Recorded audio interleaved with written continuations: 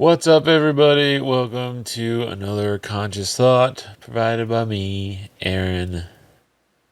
Thanks to Source and my higher self and spirit guides and all that loveliness. Wouldn't be able to do much of this without them, as they help me through everything, truthfully, but I mean a lot through this when it comes to things that I don't have a whole lot of knowledge or experience on, and I'm sure some of the content can be seen as such. And as I progress through things, thoughts, ideas, feelings, they may change. That I can't say for sure. But what I can say is that they're helping now. They're helping all of us. And it's pretty fantastic. So, we're continuing our conversation on different types of meditation.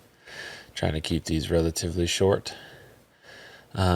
Digestible maybe in one session, where you get the first one and then you kind of get all the subsequent ones after that.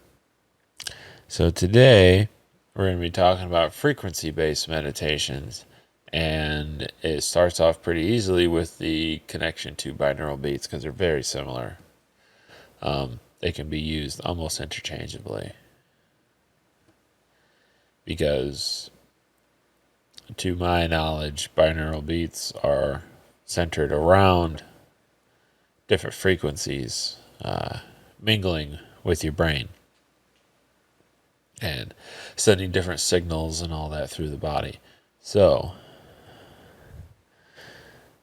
the recommendations are basically the same as binaural beats. Be careful about the channels that you're getting this stuff from. Once again, we're going to recommend the app Ananda if you can get it. And there's another app we've spoken about before called Declutter. They also have some frequency-based things. Within their meditation programs that you can do, they're both really good. I use them both interchangeably. I believe Desiree uses Declutter on occasion, but she's more into Ananda just because it allows more of her personal freedom and creativity to flow, whereas Declutter has a lot more guided stuff. And they also have a subscription service where you can go through like programs. Haven't gotten that far into it yet, but that's still a pretty cool option that they have, and I can appreciate that. Once again, they can be guided or they can be self-led. Like I said, this is very, very similar to binaural beats, but different on some other minor detail things.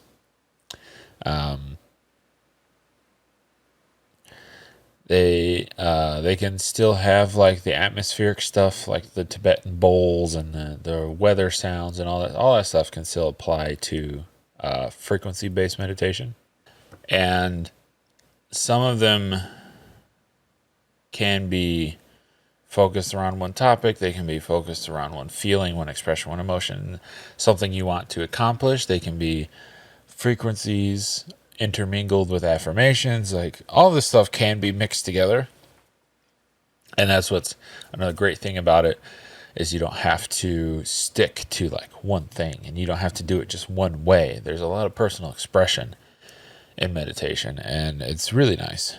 So in my experience, I get similar results to binaural beats, but it feels less brainy in a way.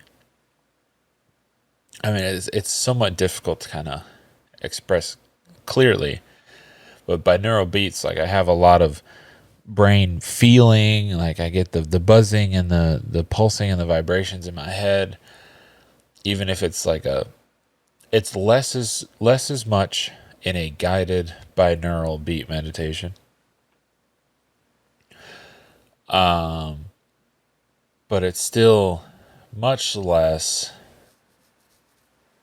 with frequencies. I don't know what it is, but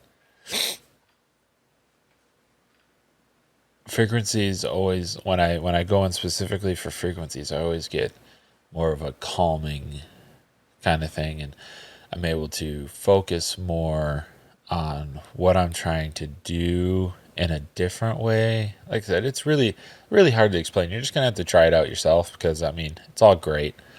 You'll find one that suits you. And, you know, it might suit you, like we talked about with binaural beats, better one day than the other. So definitely recommend trying them separated, trying them together, trying them guided, on your own. If you're new to it, I recommend doing a guided one first for something you're trying to work on, and then kind of use that as a source of inspiration to your doing it yourself.